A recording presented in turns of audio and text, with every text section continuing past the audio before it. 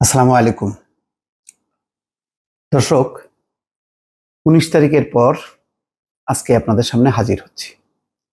কোনো উপায় ছিল না, অনেক চেষ্টা করেছি, কিন্তু কোনোভাবেই ভিডিও আপ করার মতন অবস্থা ছিল না। তারপরও মানুষের কাছে ক্ষমা চেয়ে নিচ্ছি। অনেকেই ব্যক্তিগতভাবে প্রশ্ন করেছেন ভিডিও দিচ্ছি না কেন। তার জবাব তো আপনারা জানেনই, যেহেতু ভয়েস বাংলা বাংলাদেশ বেসড একটা ইউটিউব চ্যানেল, সেই কারণে সম্ভব ছিল না। সারা বিশ্ব থেকে বাংলাদেশ বিচ্ছিন্ন ছিল, ভয়েস বাংলা সেই কারণে দিতে পারেনি। সেই কারণে দায়টা ভয়েস বাংলার কতটুকু, পরিস্থিতি বা যারা নেট বন্ধ করেছে তাদের দায় কতটুকু, এটা বিচারের ভার আপনাদের উপর।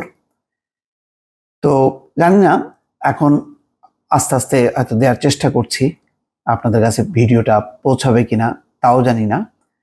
তারপরেও শুরু করি। তো অনেক ঘটনা, এর মধ্যে কোন ঘটনা দিয়ে শুরু করব, কোন ঘটনা দিয়ে শেষ করব বুঝতে পারছি না। তবে আমি যেহেতু গণমাধ্যমে প্রকাশিত রিপোর্টকে বেস করে আমি কিছু বিষয় আপনাদের সামনে তুলে ধরি, তো সেই বিষয়ের উপরেই আমি থাকি। আজকে থেকেই শুরু করি, তারপর পেছন অতীতে কি ঘটেছে, সামনে কি ঘটতে পারে সেগুলো নিয়ে হয়তো কিছুটা আলোচনা করব, কিন্তু প্রকাশিত রিপোর্টের উপর ভিত্তি করে।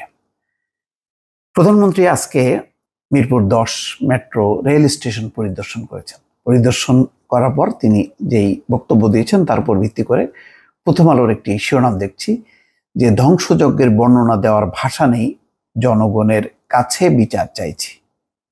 তিনি দুঃখ করেছেন যে এই কোটা আন্দোলনকে পুঁজি করে ব্যাপক ধ্বংসযজ্ঞ চালিয়েছে, এই সমস্ত নানা বর্ণনা দিয়েছেন। তিনি বলেছেন আজকে এইটা দেখতে এসে অনেকের চোখের পানি ধরে রাখতে পারেনি, সে কথাও তিনি বলেছেন। যে অনেক কথাই বলেছেন, কিন্তু এইটা তিনি বলেছেন যে একদম আধুনিক যেই মেট্রো রেল চড়ে মানুষ উত্তরা থেকে মতিঝিলে যেত, আন্তর্জাতিক মানসম্পন্ন, এটি ক্ষয়ক্ষতিতে তিনি খুবই দুঃখ ভারাক্রান্ত হৃদয় তিনি দেখেছেন, এবং তার চোখে মুখের অভিব্যক্তি আজকে যারা দেখেছেন সবই সত্য। শুধু মেট্রো রেল না, এক্সপ্রেস ওয়ে, তারপরে আরো কিছু ভবন ধ্বংস হয়েছে, ক্ষতিগ্রস্ত হয়েছে, সবই বুঝলাম। এই খবরটা দেখে আমার কাছে কয়েকটা প্রশ্ন, আমি কোনো মন্তব্য করবো না দর্শক, মন্তব্য করার জন্য আপনারা আছেন। আমি জানি যে বাংলাদেশের এই ঘটনার প্রবাহ নিয়ে আপনারা সবাই মতামত রেখেছেন, যার যার অবস্থান থেকে নিজেরা কথা বলেছেন, কেউ ফেসবুকে কথা বলেছেন নানান ওয়েতে। ফলে আমি এই মতামতটা না দিয়ে আমি কয়েকটা প্রশ্ন শুধু রাখবো। আমার কাছে খুবই কৌতূহল হয় যে ধরেন একটা দেশে বিভিন্ন অবকাঠামোর ধ্বংস হলো, মানুষ মারা গেল, আমার কাছে প্রায়োরিটি কোনটা, কোনটার জন্য আমি সবচেয়ে ব্যথিত হব, কোনটার জন্য আমি কাঁদবো? ধরেন পাশাপাশি আপনার পাশে একদিকে কিছু ভবন, কিছু স্থাপনার ধ্বংসাবশেষ রাখা হলো, আর এক পাশে রাখা হলো কিছু সারি সারি লাশের ছবি। আপনি কোনটা দেখে বেশি ব্যথিত হবেন, সেই সিদ্ধান্ত নিতে হবে আপনাকে।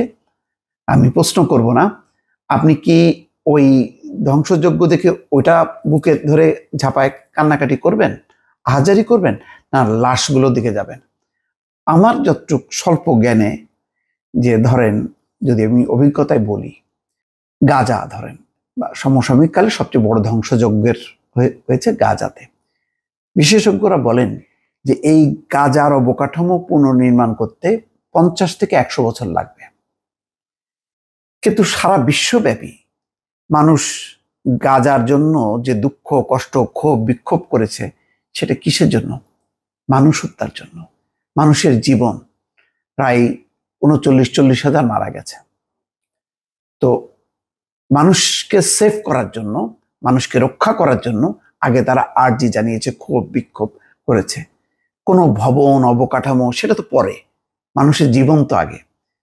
বাংলাদেশের এই ঘটনাগুলি দেখে একটা মহল বা শাসক গোষ্ঠী, তাদের কাছে আহাজারিটা এখন সবচেয়ে বেশি বড়, তারা ফোকাস করার চেষ্টা করছে। আমার কাছে মনে হচ্ছে যে ধ্বংসযজ্ঞ মানে বিভিন্ন ধ্বংসের চিহ্নগুলিকে সামনে আনছে বিটিভি, মেট্রো রেল, এইগুলোকে নিয়ে এটার পেছনে একটা হয়তো রাজনীতি আছে, কারণ এটা যত সামনে আনা যাবে তখন এটা বলা যাবে যে এগুলো হচ্ছে পরিকল্পিতভাবে করেছে। কারা করেছে এই ধ্বংস?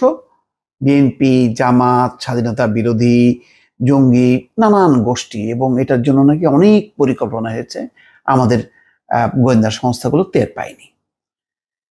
টের না পাওয়াতে এই ঘটনাটা ঘটেছে। আচ্ছা, ধরেন আমাদের এত মানুষের যে জীবন যাবে, মানে এটার জন্য কি পরিকল্পনা ছিল? এটা কি টের পায়নি?